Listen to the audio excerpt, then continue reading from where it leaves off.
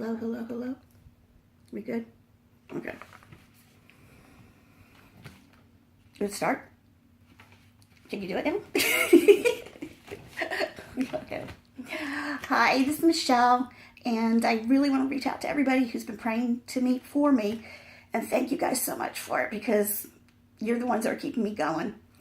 But I thought it'd be time for me to try to explain exactly what I've been going through, and then maybe reach out to anybody who can help. So the whole story started about 16 months ago. It started September 2015. This was me. I was at work. I'm a happy girl. Really enjoyed my job. Was starting to enjoy my life.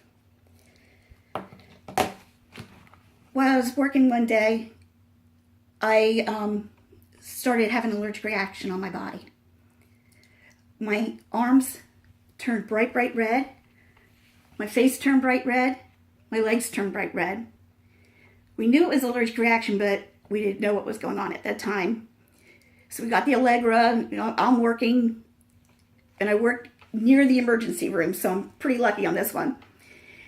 And as we're getting me set up, my throat starts closing up. Well, you know when that happened, you're in trouble. So quick, I had to run to the ER, get the cocktail. You know what the cocktail is. It's going to be steroids. It's going to be Benadryl. It's going to be Pepsid. And then we had to go epi. Putting all this in me, and we finally get it under control. I had to nurse that for about 24 to 48 hours before it finally went away, staying on meds. We realized that I had just started progesterone the week before. My primary care doctor and I had a talk about how I was having problems with PMS. And I was telling him I'm having trouble focus right when I get my period, right before at work. And it's starting to become an issue. He said, well, let's put you on progesterone. Well, the progesterone that I took I happened to take it the night before I had that anaphylactic reaction. So at that point, we stopped taking it completely. And I figured, okay, I'm allergic to that, and we'll just move on. Well, unfortunately, it didn't end there. About 3 weeks later, I'm going to show you my calendar, because this is how I have to get through it. So the first anaphylactic was in September. And we're right here, September 26th. We go through October. Now, you're going to hear a lot about my period. You don't like hearing about periods. You might want to turn me off now. But anyway, go through. I get my period. I'm fine here. Doing real good. I'm thinking it was just a fluke thing that I'm allergic to progesterone. But unfortunately, we get down to the end of the month, and I start going anaphylactic again. I ended up getting in the hospital on October 28th. I was in severe condition then. It was really, really bad. I am in the hospital from October 28th to November 13th, dumping massive doses of steroids in me, massive doses of Benadryl in me, and trying to keep it, and we're doing epi over and over again. Extremely frightening. But what happened was when I go there, by the end here, you see where the blue line, that means I'm in the hospital. But there on the 5th, I started my period. Right about this time, that's when everything started going away.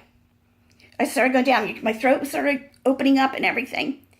And we went around. The only reason I stayed in the hospital at the end here was because they were weaning me off the steroids, and they had to watch me because I was on the high steroids. And I put the correlation together that this all started with progesterone. And now I'm going into having my period, and I am having these attacks. This must be some kind of hormonal relationship. I have always had problems with hormones. It's been a problem in my life since I was a child. When I was 18, I woke up one day and couldn't move. All the joints were swollen, legs were swollen. I ended up in the hospital at Largo Med for a while. I think it was like 2 weeks I was in there. 2 weeks or 2 months. I was in there for a while. Unbelievable pain. One day I wake up, got my period, everything was gone. To this day, nobody knows what happened there. Never have understood it. My pregnancies, off the chart crazy.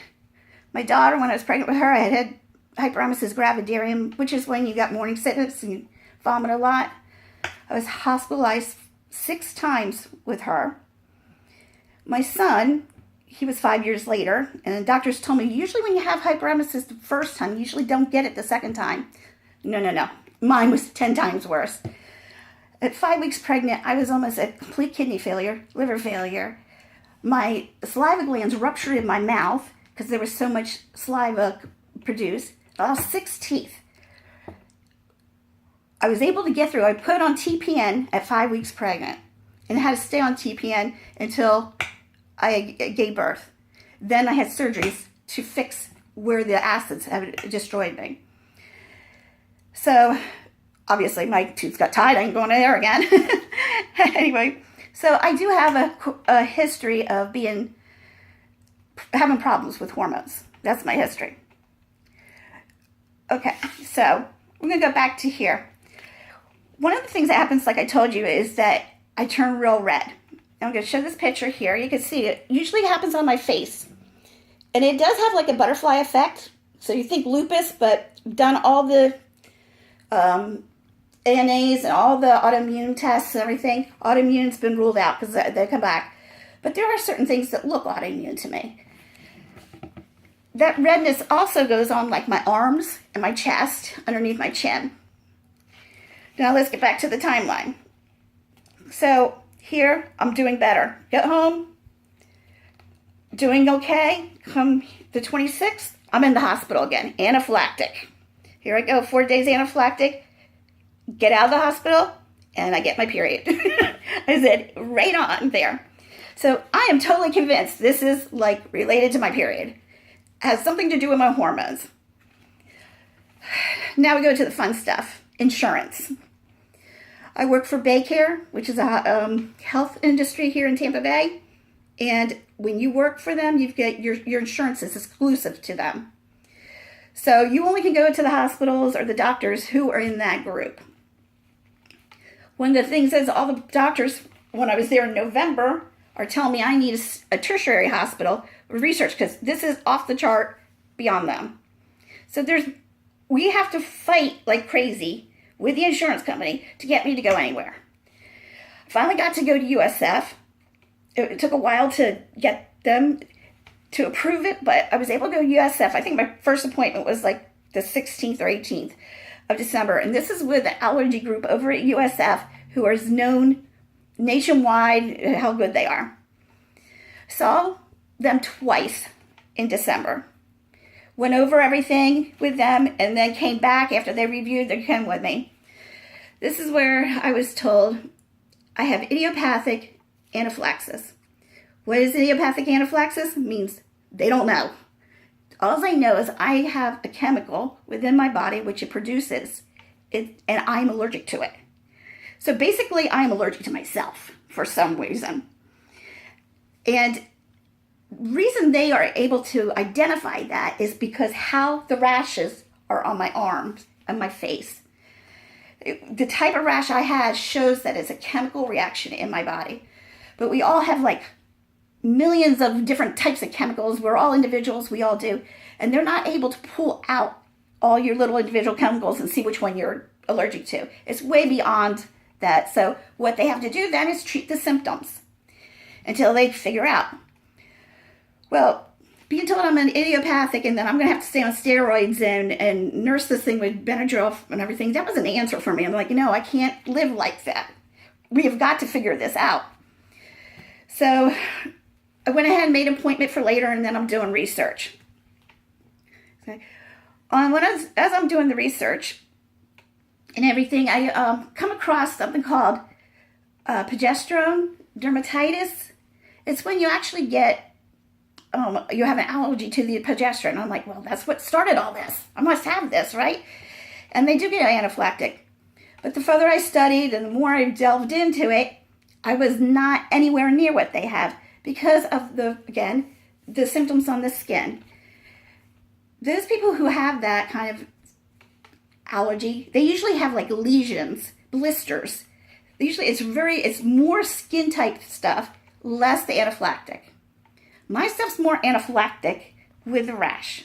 So I do not fit in that category at all.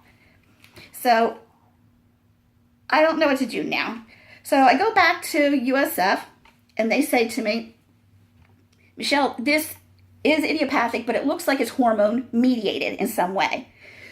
So we need to have you follow up with gynecology. I'm like, yes, I think that's where I need to go. So I went to a gynecologist, talked to the gynecologist, and he says they wanted to put me on Lupron. Lupron is leuprolide. It's a hormone that suppresses your hormones in your body, and it puts you in chemical menopause. I'm 51 years old. I had not started menopause yet, but I'm like, well, it's not going to hurt me right now, so let's go ahead. Let's do it and see what I'm going to do here. So on January 22nd, I got my first Lupron shot. I got a 1-month shot there. And I was told it will suppress your hormones, you won't get your period and everything. Exactly 1 week later, I am in the hospital. I'm anaphylactic. And then after I get out of the hospital, I got my period. I'm like, well, that shot didn't work. Anyway, so I go back to the doctor. They said, okay, we're going to give you a 3-month shot now of the Lupron, and maybe that will work. So on the 25th of February, I get that shot. And I get to March. I don't get my period, but I am happy girl because I think I've been cured. Nothing here. I'm like, yay, we finally figured it out. Just stay in Lupron, you know? Next month comes over. Knew it was too good to be true. I start having swelling going on. Now, swelling, when you think of angioedema, you think about how your lips get all swollen. It goes across your face. It takes like 4 days. Do I get that? Yes, I've had that about 4 times in my life in the last couple of years. So I do have a past with angioedema. Lisinopril, I had it. Losartan, I had it. Losartan went anaphylactic. I also had it just with no reason. We never figured it out. So I do have some angioedema things in my past that is not related here. And I'm aware of it. On the 18th here, had to go to the hospital, ER. I'm here 18th and 19th because I'm having angioedema at that point. And we're having to control it. And I had to get, the Benadryl and all that stuff going at that time. Now, my doctors at USF, I'm trying to follow up with them. They've got me on all this stuff. Unfortunately, they left USF. They're a private practice now. My insurance isn't going to pay for them. And I'm like, oh my gosh, because the fight just to get them from USF was crazy. So now, what do I do? Well, I have a local allergist here, and I really like them, so I said, let me go talk to her, and maybe she can communicate with the Tampa people and figure it out and everything. And so I go and talk to Dr. Gallus. She's amazing. I love her to death. And she says, there's this hereditary angioedema, that there's a type 3 that deals with hormones. It's very rare. It's out there and everything. And she said, I think you would benefit or try the medication, see if it works, because it sounds like you've got a lot of the symptoms. At that point, I was game for anything because I could feel it was starting to come back. And you can tell, in here, May, come in the 7th, 12th, I'm having these little attacks. So I said, okay, in order to have this stuff that I'm getting, the Firazyr and this C1 esterase, which goes with hereditary angioedema, I have to get a line. So they put it in Grosjean catheter. We're going to have to do it anyway because my veins are so bad, and especially after this whole experience, they can't find veins in me at all. So I had to have a port. I had to get it in.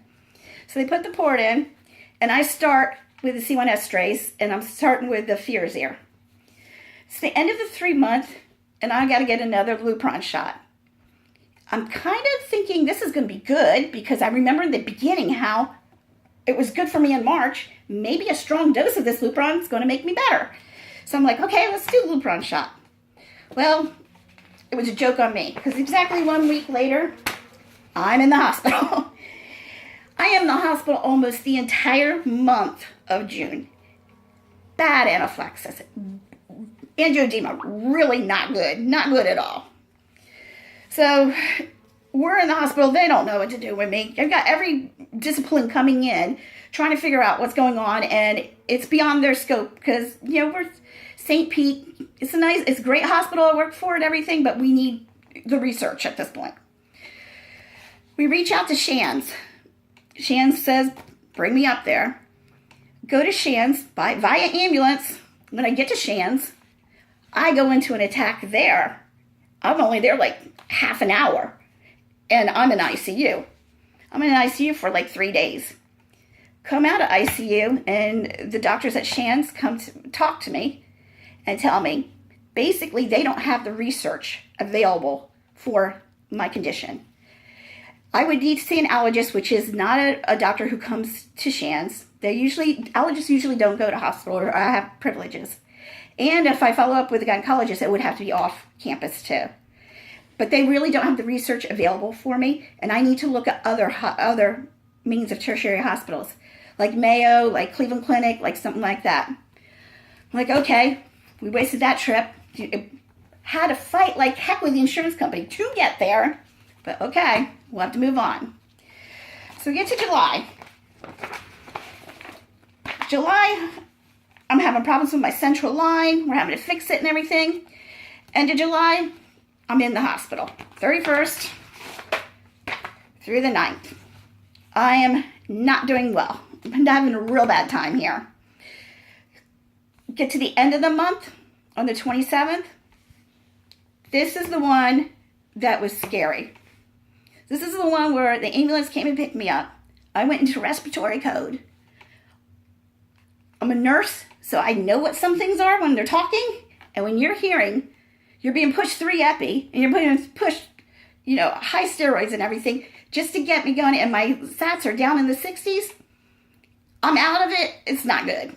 They put me in ICU, and I'm so bad, I have to be on an epi drip to keep me open.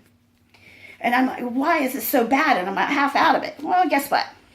It's because I had a 3-month shot with a Lupron. 3-month shot ended.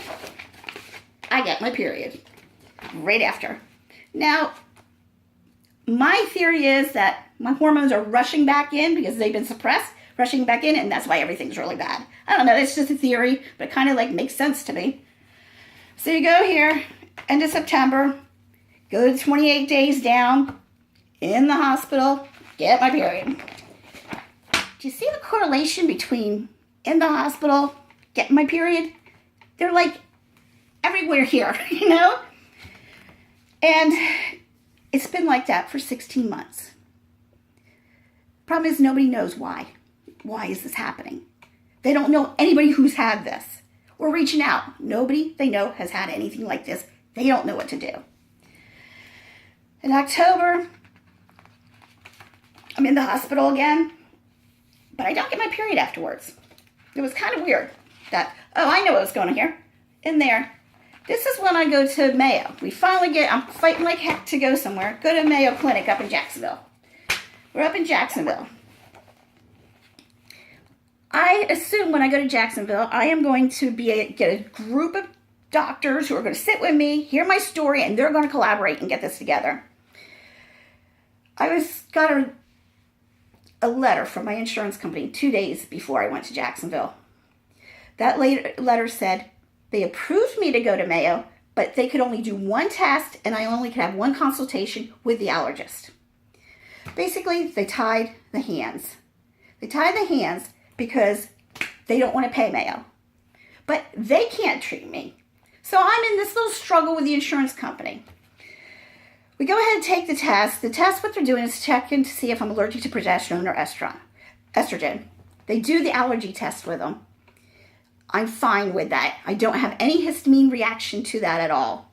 There's no histamine reaction to that. So they're thinking, in accordance with the, in accordance with the Lupron shot that had suppressed my hormones to where I had almost none in my system, and I still had this anaphylactic, and now, even given this, and I'm not reacting, they don't think it's the estrogen or progesterone. I'm like, okay, I get that. But we have a lot of other chemicals in me. Something's going on here. And it is quite obvious it's cycling here. Doctor doesn't know. She says, I don't know what to tell you, Michelle. She goes, I'll reach out to my colleagues, but I've never heard anything like it, and I don't know what to do. So she told me wait a couple days when I'm in Jacksonville, and she wanted me to get blood work done. Insurance is going to pay, but I'm going to pay for it. Okay, I'll pay to get this blood work done so she can see stuff. When she gets the blood work done, my iron level is at critical value. My iron level was 6. My hemoglobin was 7. I'm at the hotel room. She calls me and she says, Michelle, you've got critical levels here. You need to get an infusion right away. And I said, well, it kind of makes sense because I'm extremely dizzy and I'm having a hard time walking and I'm catching my breath. I'm really having a hard time. She goes, you need an infusion right away. I said, okay, do I go to Mayo and they're going to do it? How am I do this? Oh, no, you got to go back to daycare. You have to go back and have them do it. I couldn't believe my ears. So I have to drive 5 hours back to Tampa to get the infusion when I'm in critical level over at Mayo. Now, we all know if I had Medicaid, I would have had everything taken care of. But nope, I am a working nurse and I am stuck at this insurance. I got a little anger there. Sorry. Okay, so let's get back to this. So I go back and we're going to December. Here we go, this past December. On the 5th, I go in the hospital, anaphylactic, everything, get my period. The cycle is there. The problem is nobody knows what to do. And that's the truth. We are treating the symptoms. I have been on steroids for 16 months now. Every time we get to a point to where I'm feeling better and I have to start weaning off of them, I don't make it a month and they have to go ahead and bump up the steroids again to keep me going. So I'm on high doses of steroids. Hence, that's what you got going here is cushions. Through all this, I've got cushions. I have the moon face. I got the hump on the neck. And all over me is swelling from the steroids. The mucosa in my stomach lining is so incredibly painful. I can't stand it. It's swelling. I don't know really if that's from the angioedema or the steroids because it could be both. But it hurts so bad and it presses on my diaphragm. So not only do I have problems with my throat going down here, breathing, I've got it in there. I'm having trouble too. There's also, I'm on Benadryl. I need Benadryl every 3 hours. I'm having to stay on this Benadryl now because it's getting to that point of severity. I have to be on it. This is the problem. We're trying to figure out where to go, what to do.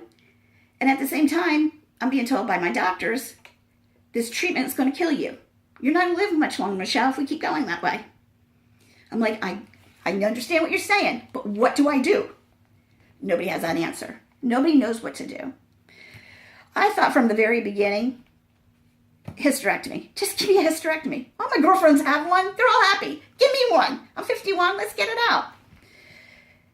I've been told this several times, and I'm starting to get it now, but it's depressing.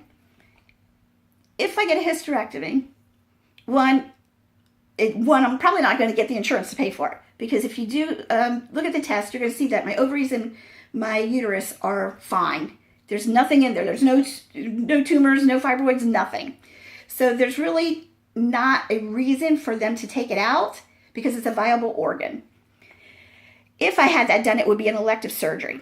And a doctor would be taking out a viable organ, and we have no proof that that's what is causing it, this. Is there a correlation time? Yes, everybody can see that. But is it the hormones that are doing that? There's been arguments that a lot of what I've got looks like it's autoimmune. It's been mentioned, it kind of looks like something that has not been discovered yet. It's unknown autoimmune, the way my body's reacting, especially with the rash the way it is, the sore mouth, the swelling and everything. So that's a theory out there. There's major concern about taking out my ovaries and having me not be able to make the chemicals that my body needs because I'm so sensitive to it. Literally, they're afraid if they take it out, they might kill me because I need certain things and I'm too sensitive and it's not going to happen. Getting an anesthesiologist to touch me right now, ain't going to happen probably because I'm anaphylactic all the time. So doubt they're going to touch me. So I'm in this quandary of being told, we keep going this way, it's going to kill you, but there's no answer where I'm supposed to go so I can stay alive. In the past year, I've gained 70 pounds. I've lost a lot of my hair, tons of my hair. I haven't been able to work in 16 months. Losing everything. I mean, it's crazy. Basically, I got killer PMS here. It's just a deadly PMS. And I gotta laugh, because if I don't laugh, I'm gonna cry, and you guys don't want me to go there right now, okay? I have friends, I have doctors. They are reaching out. They are trying to figure it out. And I give them kudos for that. It's very hard to see me this way. I get that. I'm a caretaker, so I know my friends are looking at me and they're all frustrated because they want to help. They want to cure me, and they're hurting. And I hurt for them. And I don't want anybody to feel that way about me, because it hurts. And I want them to be happy with me. Also, it's just beyond frustrating. It's all beyond frustrating. Right? You can hear my voice. I just took my Benadryl right before I started this. By the time, within an hour, I won't be able to talk at all.